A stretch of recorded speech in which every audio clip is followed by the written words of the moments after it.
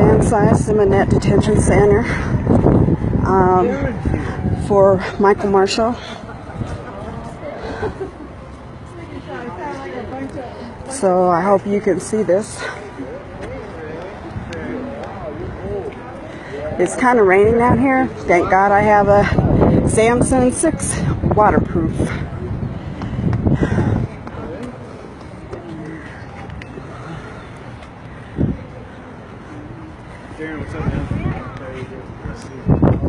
So let me get up a little bit closer, and Marshall family is getting ready to do what they need to do. Alex is here, Don, Reverend Don. So they're putting up a sign here, so let me see what it says.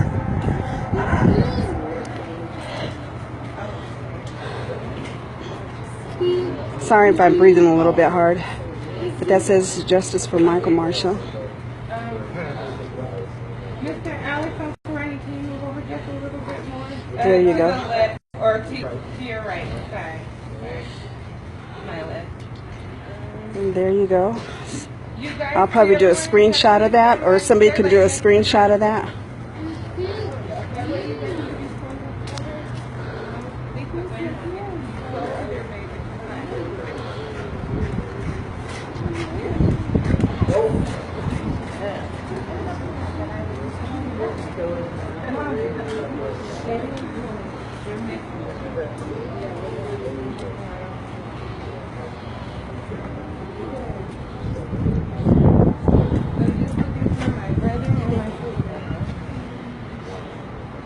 They should be here. So we do have one more sign. We do, If we can have the signs come in the front. well. You gotta come have the signs in the front. So this is my first time trying Facebook. They're live streaming. So here are some more signs that we have in here. It's Michael Marshall's birthday today, so they're saying happy birthday. And here is another sign saying being homeless and mentally ill shouldn't be a death sentence, right? And stop the sweeps. And corporate media is complicit in crimes.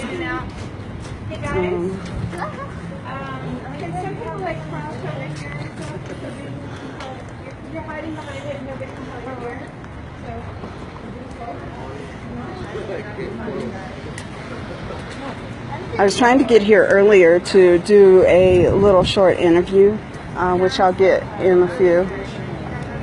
Hey Alex, move a bit this way. Move a bit, the whole sign, move it a bit this way. Yeah. Come on now, come in there.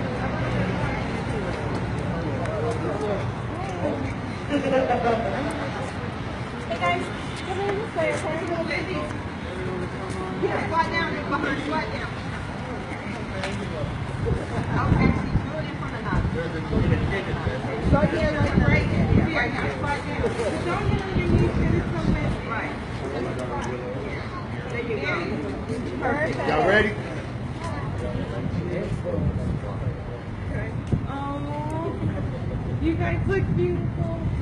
And that's Natalia. You need to get in there. Yeah? Yeah, Natalia. Can I hold that umbrella? Yeah. Nice job, you guys. All right, Natalia's getting into the mix right now. And there's Tink.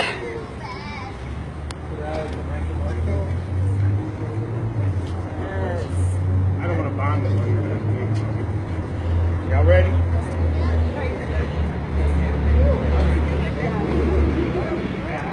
All right, everybody look at me. Where should I go? Wherever you like. We have some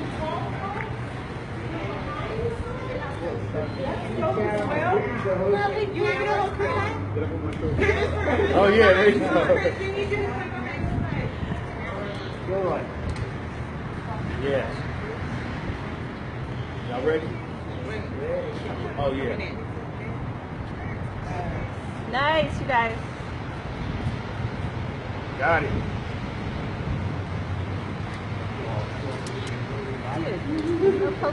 Oh, I'm sorry.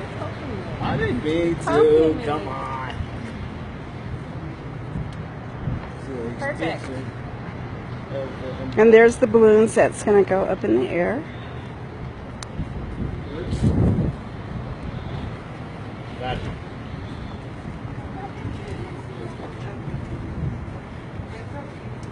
We are streaming live, and you're on Facebook.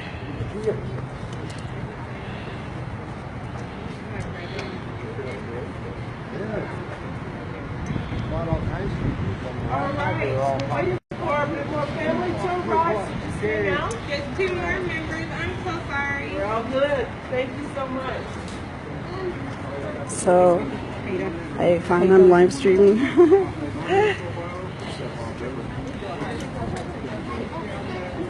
New batteries. Oh, no. From far away, it still looks fabulous. Yeah, you can't even tell. 51st birthday. Is it today? On the 10th. Tuesday. On Tuesday. Say hi.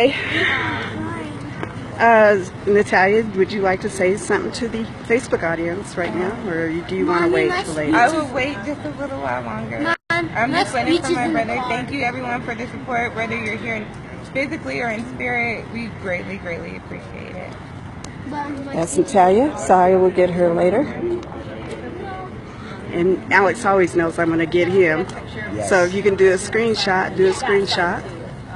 Do you have anything, words, nice words you would like to say right now? Well, my hand is shaking, freezing. I am glad that the community bared the weather to come out here. I wish we had more folks. But we're here today because deputies in this facility killed a man. They killed a black man. They killed a homeless man who was suffering from mental illness, who weighed roughly 110 pounds. And what happened was a 200-plus pound deputy and his colleagues tackled him to the ground and used tasers to stop his heart. And we have seen this over and over again out of this very facility, at the hands of deputies who continuously engage in this behavior and are never prosecuted by our local district attorney. So the least we can do is gather in his honor, you know, and may he rest with him. Right. He'll never be forgotten. Right. And then meanwhile, let's not forget about Sherrod Kendall. Right? Exactly. Let's not forget about Sherrod Kendall, who's in this very facility right now, who was shot by Denver police and survived. And because he had the nerve to survive, they have exaggerated serious charges. They've manufactured charges. And we have another young black man who's suffering because of a criminal justice system that was never set up to benefit him as an individual. He shouldn't even be in there in the first place. He should have never been shot by Denver police. Right. Thank you for saying that. All right, you guys. So you want to wave? Got other people here. So I'm going to stand back a little bit and let everybody do their thing.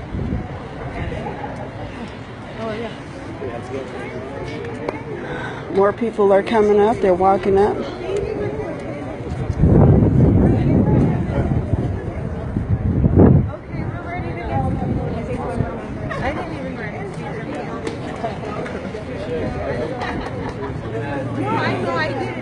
I started one, so I read what I started, but then I'm going to finish. So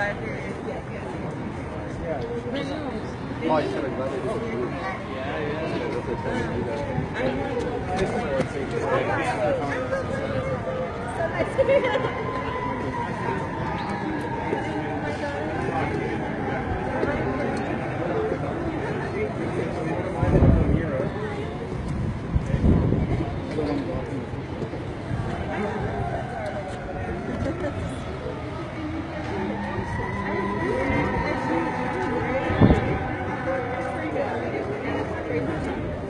Hey, Hi, how are you? live streaming. Trying to get back into it again.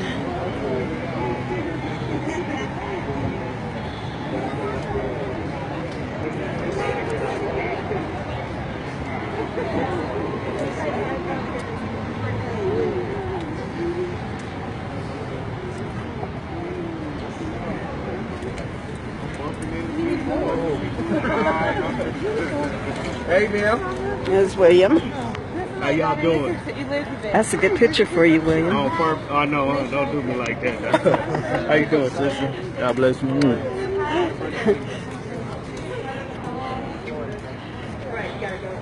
And those are the balloons that are going to go up in the air. They're going to do that in a few. So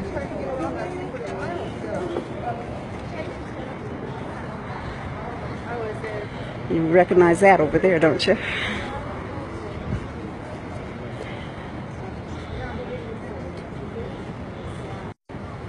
There's a way to save this. Cinco de Mayo. That's why they blocked all the streets off. Because of Cinco de Mayo. So I'm gonna walk around here. A lot of people feel like they don't want to be on camera. So I think this is a beautiful thing that they're doing. Michael Marshall was killed in the same very building here at 490 West Colfax.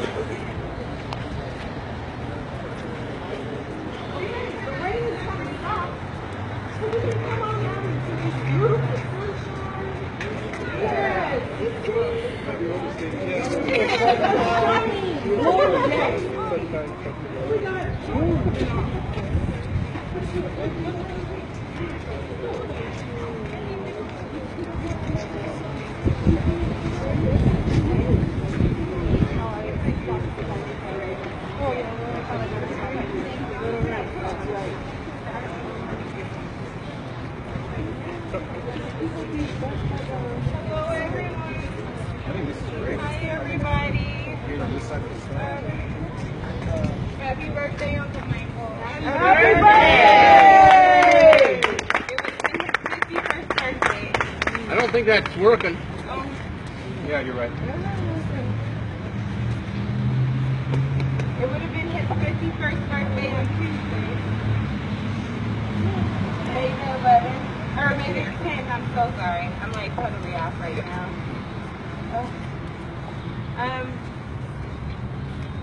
Of course, my son start reading. I wrote a speech. Well, I started to write a speech, but I was so busy, and I realized honestly I should just speak from the heart.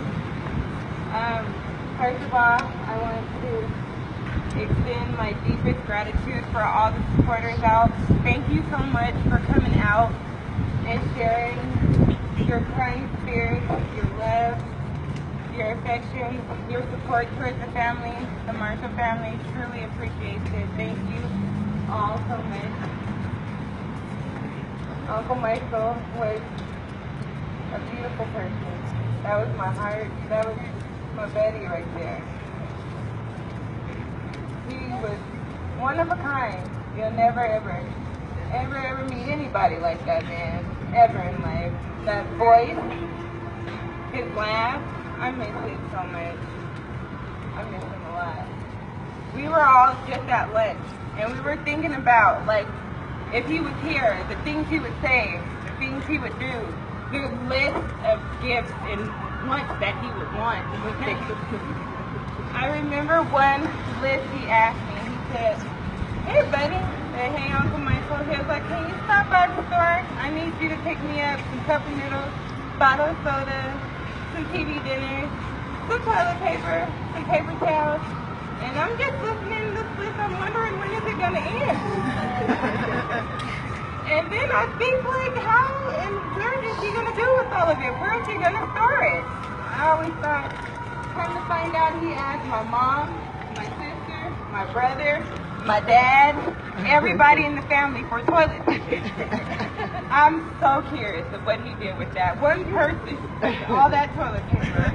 He gave it to all the people in the street. I'm pretty sure he did. I'm pretty sure. I think he gave it away and made some money. I mean, those are my thoughts, but I honestly don't know.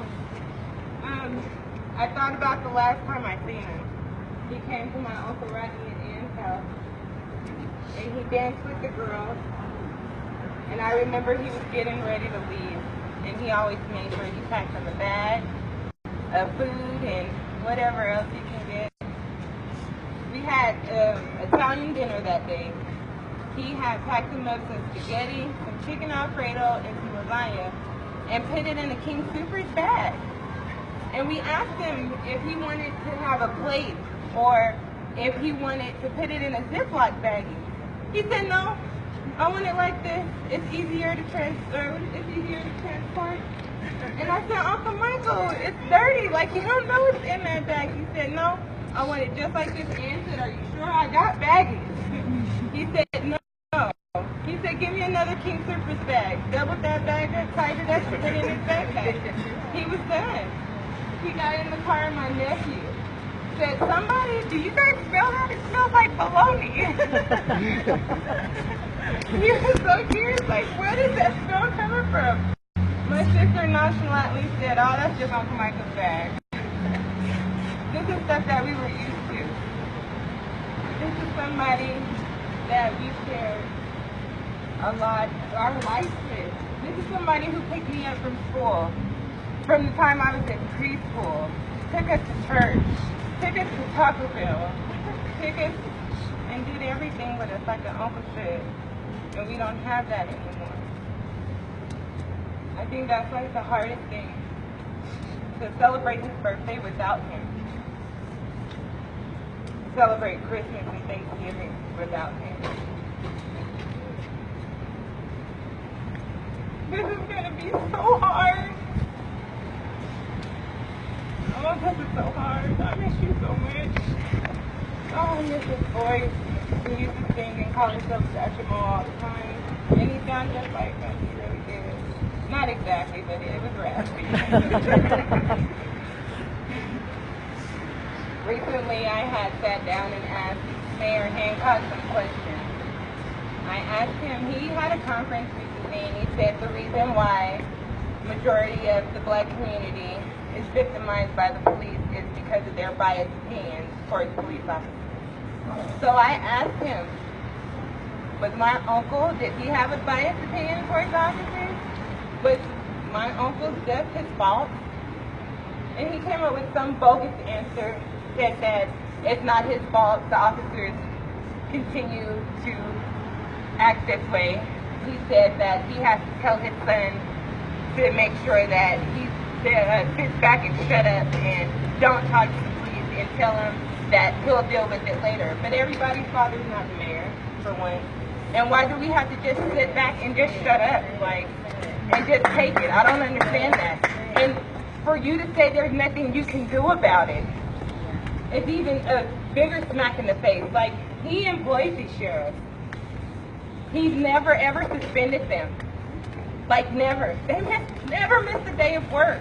They never had to be held accountable for any of their actions, whether it was for Marvin Booker, for Sherrod Kendall, for Jessica Hernandez, for Paul Castaway. I mean, there's so many beyond. Like, this group is getting so big, and I'm meeting so many families under these circumstances.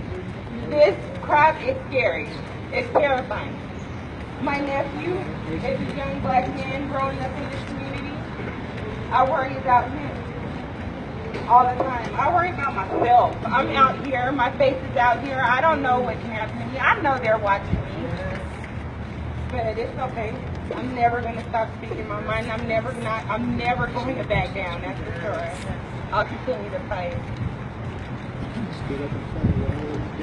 I just want to say thank you all. I honestly do appreciate you coming out and helping us celebrate my uncle's 61st birthday.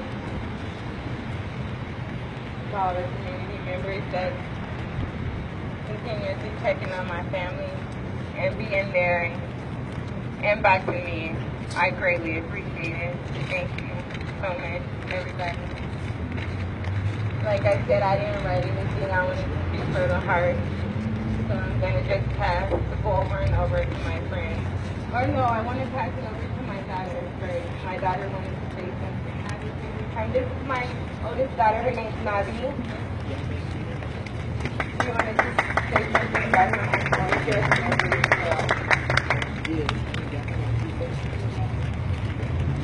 Hello, Navi. And this whole thing has been really stressful for my mom, definitely. For my whole family, everybody, for me. I have to continue to go to school, and I'm 7th grade. And all the 7th graders, surprisingly, watch the news. Didn't expect that. I come to school and I get all these questions. How are you related to him? How did this happen? And every time I have to explain, I just relive the part where we're sitting in the emergency room, me and my sister, and every time my mom and my grandma come out almost in tears from the sights they had to see. That's not a good thing to go through as a 12-year-old. Me, I want to be going out with friends, and I want to be going out to the movies and getting good grades in school, which I always do. But most of my time, and this is a horrible thing, but it's for a good cause. But most of my time is taken up by making posters and going to protests. Yeah, he gave me all those numbers and gave me a score. A 12-year-old shouldn't go through. This is nothing anybody should go through. And at adolescent stage, this isn't something, every 12-year-old just can't release it again. Okay. Lifestyle. Well, And my mom is so stressed out. It's hard to see my mom almost in tears or in tears every day because of the things she has to face and go through and the things she has to read on social media saying negative quotes. She has a whole bunch of supporters, but it's always that one negative person that brings you down, no matter what. That always happens. And it sucks, So I miss my uncle dearly. He's the only one who has more energy than me. Only person who actually exercises. And so I really miss him. Happy birthday, Uncle. I love you and stay positive.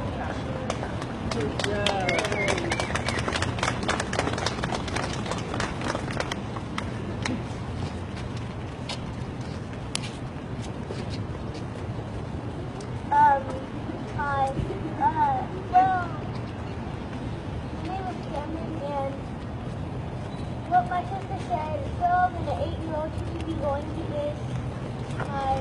I won't show her. Just hear her voice. The guy, he was very, very weird. Let's see if I walk around the other way. But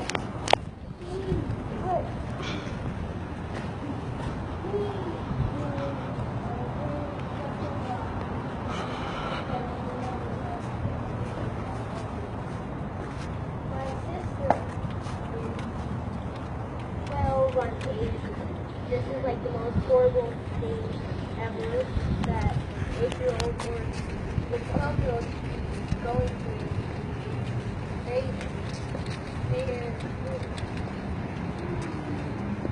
they're handcuffed with my mom said. And there's like a whole bunch of things that I just don't get.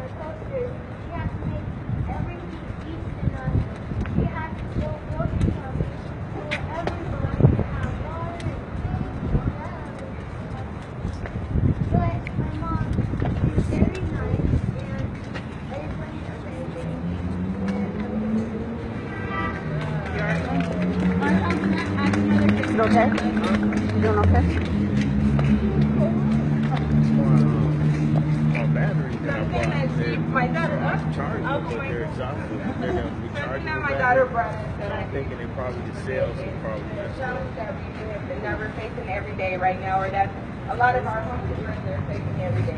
The police that are going on downtown, and Do you have a the way that they're USB cord? treated, and there's Do you have a USB cord? Do you have a USB cord?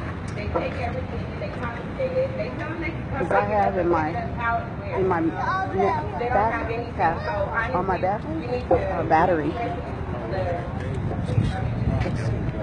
Try need to get you an external battery. any way possible, however possible. I know I'll be down there this week trying to pass out blankets, everything. I know Black Lives Matter is collecting some items.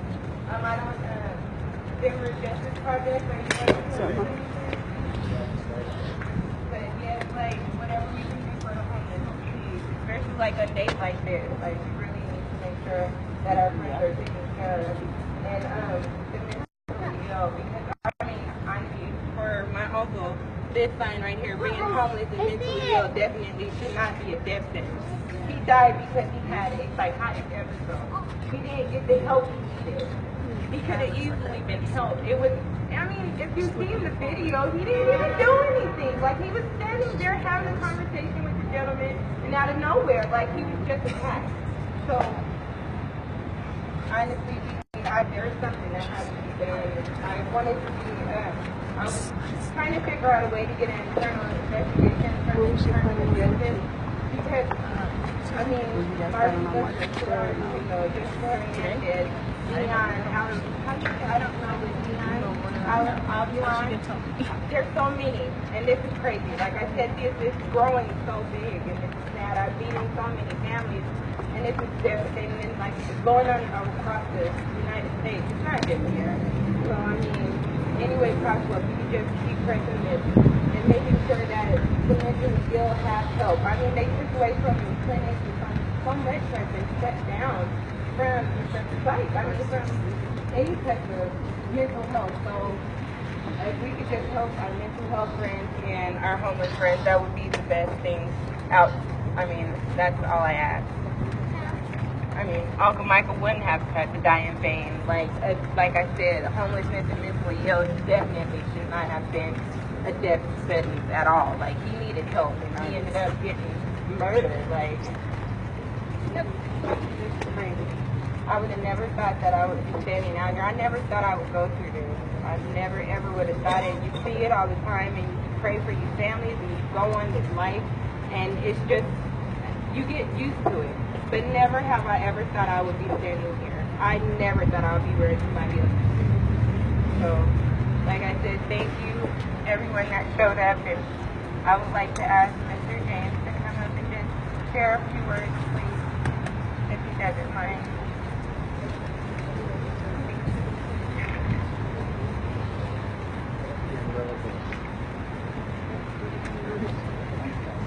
Hey everybody.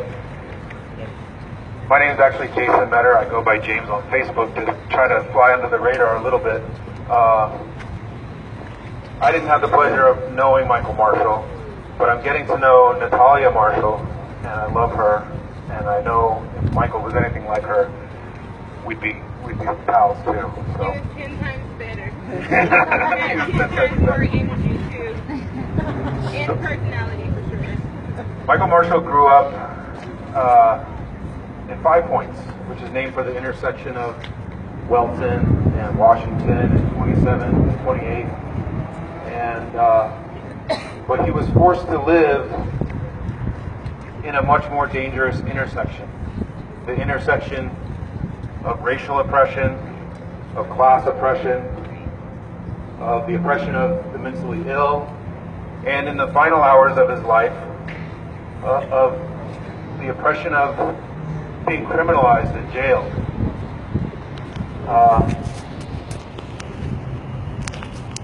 He had to face oncoming traffic from all those directions, and ultimately, he was eventually crushed under the weight of 5 Denver sheriff's deputies, who I consider the embodiment the violent physical embodiment of all those intersecting oppressions. It's a terrible metaphor. Cops are bodies of armed men, but really they're just the last link in a chain that includes courts and elected officials and unelected officials. I don't know, did anybody here elect any of the cops, any of the sheriff's deputies that killed Michael Marshall? No. They wouldn't have a job. Someone elected DA Mitch Morrissey and Mayor Hancock, but there's a lot of others that don't get elected. Also the media. The media is complicit in demonizing police victims and in propagating the racism and class oppression that demonizes people that are the victims, the most often the victims of police violence.